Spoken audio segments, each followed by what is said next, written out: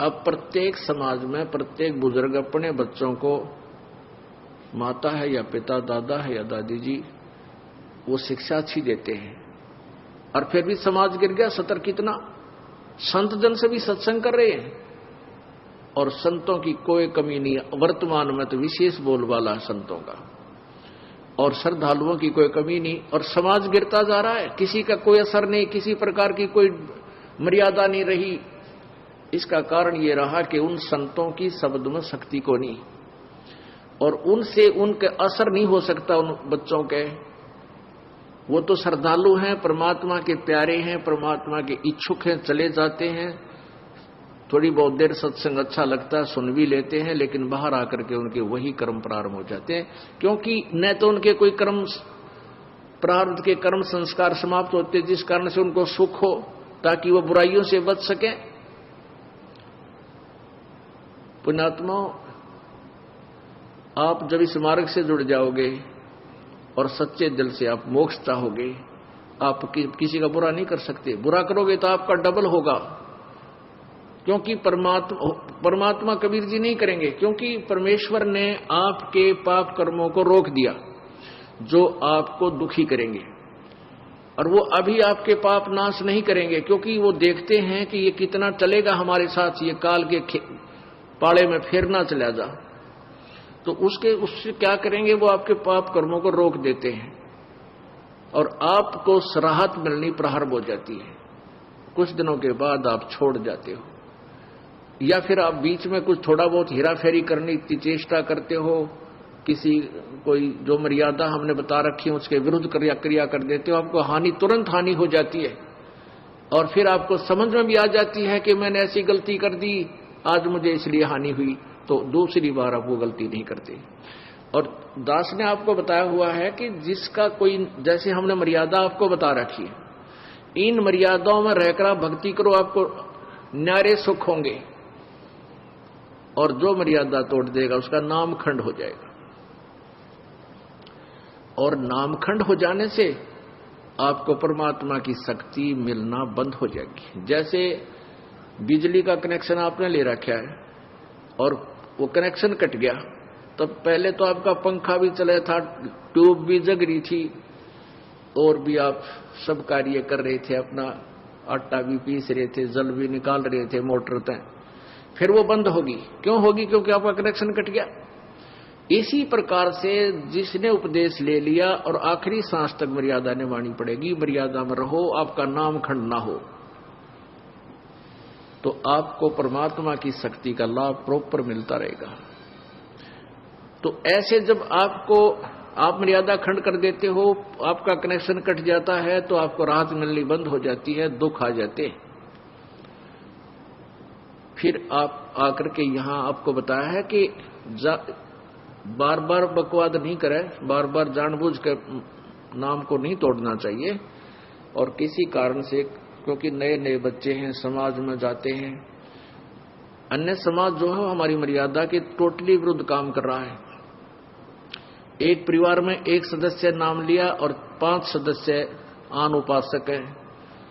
हमें भी पता है कि हमारे बच्चों का ये नाम शीघ्र सी सेट होने नहीं देंगे, तो परमात्मा के आदेश से ये ऑप्शन छोड़ दिया है कि एक आध बार किसी का ऐसा नाम खंड हो जाए तो दोबारा तुरंत ले लेना चाहिए, नहीं तो लाभ नहीं मिलेगा। तो अब बहुत से बहन बेटी भाई आते हैं, जी मेरे पर गलती होगी, माफ कर दो, क्योंकि उन्होंने गलती की, उनको दूना दुख हो गया मर्यादा तोड़ते ही, और पहले सुख होने शुरू हो गए थे।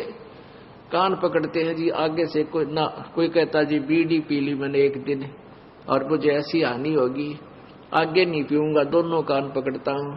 अच्छा भाई, आगे गलती ना करना, नाम दोबारा दे देते हैं। फिर बार बार करेगा तो फिर मालिक नहीं सुनेगा तेरी बिल्कुल भी। तो इस डर से फिर वो गलती बंद हो जाती है, ना वो चोरी कर सकता, क्योंकि ज्ञान हो जाता है कि जो अगर हम चोरी करके सेठ बनना चाहते हैं, दूना दुख होगा, डबल पाप हमारे लगेंगे, और वो चोरी किया हुआ धन आपके पास नहीं रह सकता, ये गारंटीड बात है। और वो पाप आपके साथ रह जाएंगे जो चोरी करने से बने। एक भक्त का इकलौता पुत्र था और उसके दोनों गुर्दे फेल हो गए। उसने बताया कि मेरा इकलौता पुत्र था और दोनों गुर्दे फेल हो गए, उसके ट्रीटमेंट में मैंने लगभग 3 लाख रुपए, 3.5 लाख रुपए लगाए, यानी 10-15 साल पहले की बात है। वो कैसे लगे? पहले तो झाड़े झपटियां वाले के चक्कर में फंस गया, फिर लोकल डॉक्टरों के चक्कर में फंसा रहा, फिर पीजीआई दिखा रोहतक में बहुत देर हो चुकी थी, कहने के दोनों गुर्दे कंडम हो गए और ऑल इंडिया इंस्टीट्यूट दिल्ली ले जाओ। वहां ले गए तो उन्होंने बताया भी अपना किसी रिश्तेदार का कोई गुर्दा दान कराओ, तो उन्होंने किसी से ऐसे कर करा कर गुर्दा जो आया, लड़का स्वस्थ हो गया। 3.5 लाख रुपये लग गए।